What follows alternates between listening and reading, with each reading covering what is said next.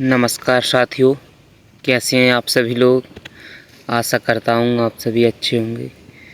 तो आप अब एमपी पुलिस की जो नई वैकेंसी है उसके लिए तैयारी कर रहे हैं तो यह वीडियो आपके लिए है, क्योंकि मैं आज आपको कंप्लीट गाइडेंस दूंगा उस संबंध में। जो भी बिगिनर्स हैं उनके लिए रहता है कि हम तैयारी कैसे करें, क्या पैटर्न रहता है, एग्ज़ाम कैसा आता है, और जो भी डाउट हो तो वो कमेंट बॉक्स में ज़रूर लिखना। अपने भाई ने ही कमेंट किया था कि एमपी पुलिस की स्ट्रेटजी बताओ, मुझसे पढ़ाई नहीं होती। तो मैं उस लिए वीडियो बना रहा हूँ ये वाला। एमपी पुलिस में हर साल लाखों बच्चे फॉर्म भरते हैं, ये तो आपको पता ही होगा कि 8 से 10 लाख फॉर्म आते हैं एमपी पुलिस में, लेकिन सिलेक्शन चंद लोगों का ही होता है।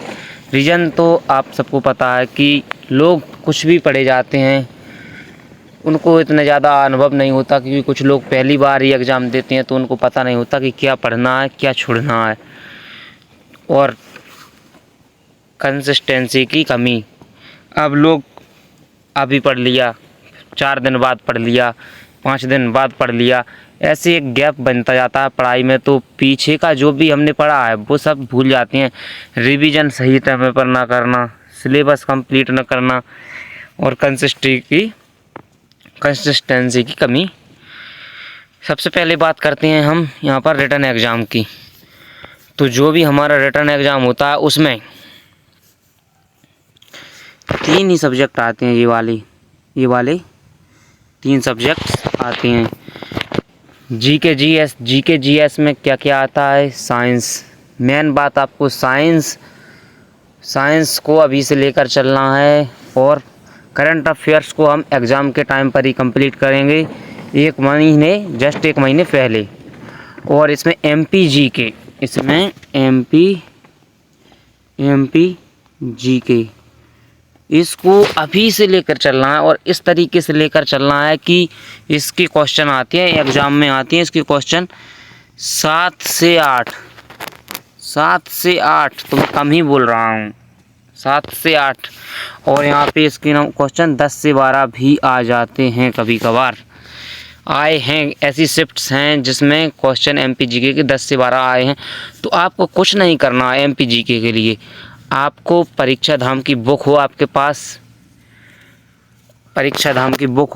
तो वो उससे आपको कंप्लीट करना है, या पीवाईक्यू हो एमपी का, उसमें डिटेल्ड सॉल्यूशन हो, पीवाईक्यू जिसमें डिटेल्ड सॉल्यूशन हो, क्वेश्चंस का डिटेल्ड सॉल्यूशन हो, तो उसको आपको ख़रीद लेना है मार्केट से।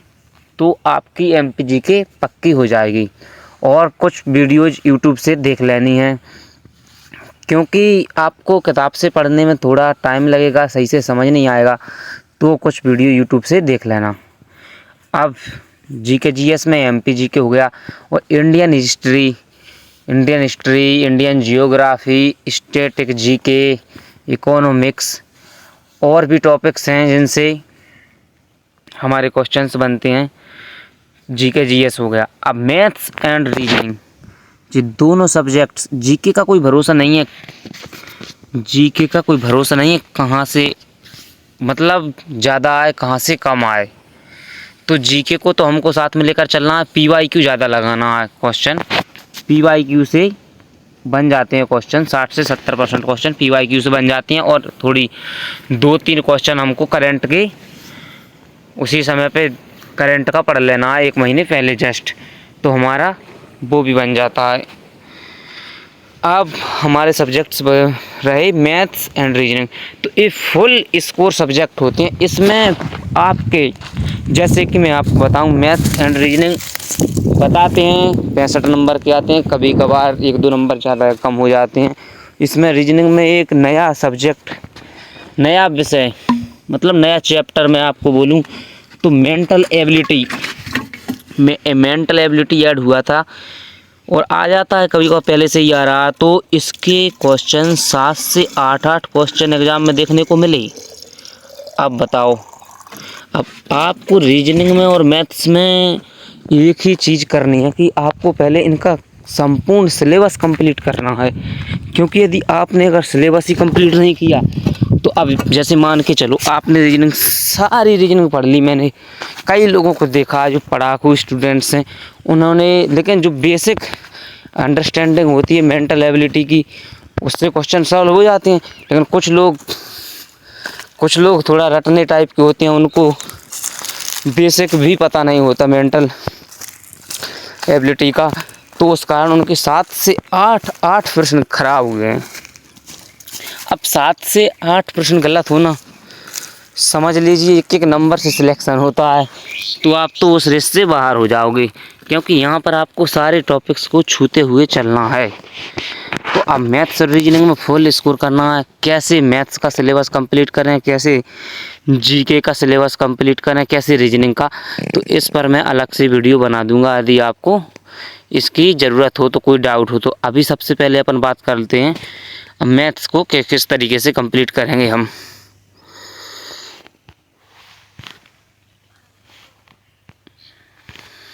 तो सिलेबस कंप्लीट करना सबसे पहले 80 से 90%, चाहे वो मैथ्स का हो, रीजनिंग का हो, जीके जीएस का हो, किसी का भी हो। और 50% सिलेबस कवर होने के बाद प्रतिदिन आपको एक मॉक टेस्ट लगाना है। सबसे बड़ी गलती लोग करते हैं, केवल पढ़ते चले जाते हैं, मॉक टेस्ट नहीं लगाते। तो सबसे पहले आपको टेक्स्ट बुक का एक मॉक टेस्ट लगाना है PYQ का, और उसका एनालिसिस करना है कहाँ से क्वेश्चन हमारे गलत हो रहे हैं। जब आपने 80 से 90% सिलेबस कंप्लीट कर लिया तो लगभग आपके क्वेश्चन तो सारे सॉल्व होने लगेंगे। आपके कम से कम 80% क्वेश्चन सही होने लगेंगे, और 50% सिलेबस कवर होने के बाद मॉक टेस्ट देना, प्रैक्टिस करना, और जहाँ से क्वेश्चन गलत हों उस टॉपिक को एक बार वीडियो देखकर अपनी डाउट जो भी हो कंप्लीट करना, और कॉन्सेप्ट का रिवाइज करना। अब फिर क्या है, देखो अब मैथ्स का जो भी मैथ्स हमारे MP पुलिस में आता है तो उसको कैसे कंप्लीट करना है। MP पुलिस में मैथ्स ज़्यादा टफ नहीं होता, लेकिन सभी टॉपिक्स क्लियर होने चाहिए। मैं आपसे बात कर रहा हूँ पहले भी, MP पुलिस में जो भी टॉपिक आते हैं उनकी लिस्ट है। नंबर सिस्टम के बाद नंबर सिस्टम में ये HCF LCM होता है, जे इवन ऑर्डर नंबर है तो इसी का एक टाइप होता है, और डिविजिबिलिटी रूल भी इसी का टाइप है। Simplification, percentage, profit and loss, ratio and proportion, time and work, time speed and distance, simple interest, compound interest, mensuration, 2D 3D, algebra, average, data interpretation. अब ये एडवांस और अर्थमेटिक दोनों maths आता है। अब इसमें कुछ लोग गलतियां कर देते हैं, बहुत सारे स्टूडेंट्स इसमें एक ही गलती करते हैं। कुछ लोग केवल अर्थमेटिक को पढ़ के चले जाते हैं। अब तुमको ऐसा नहीं करना है, क्योंकि इस बार 7 से 8 या 6 से 7 सवाल एडवांस मैथ्स से आए, और इस तरीके से आए कि आपको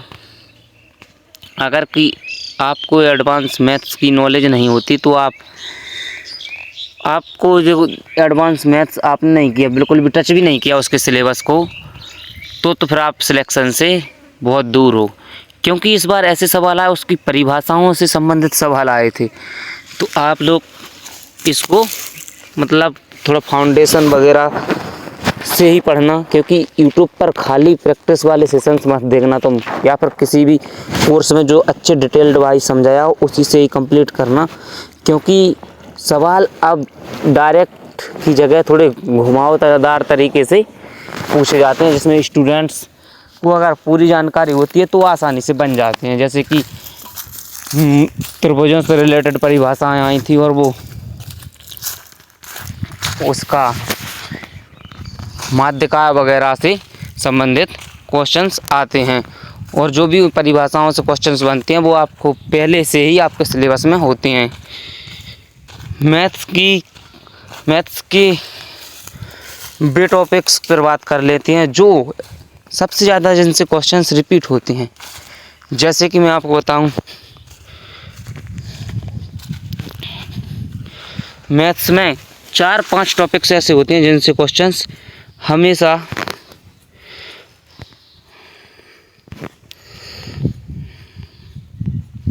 जैसे कि मोस्ट इम्पोर्टेंट टॉपिक्स फोकस ज़्यादा करो जिन परसेंटेज। अब क्या करना है आपको, percentage, profit and loss, time and work, time speed, distance ratio. अब इसमें एक टॉपिक्स मैंने आपसे भूल गया था, मैं जियोमेट्री जो मैंने बताया था उस टॉपिक्स की लिस्ट में। अभी तो वो मैंने मोटे मोटे तौर पे लिए हैं सारे टॉपिक्स, सारे डिटेल्ड वाइज नहीं लिया।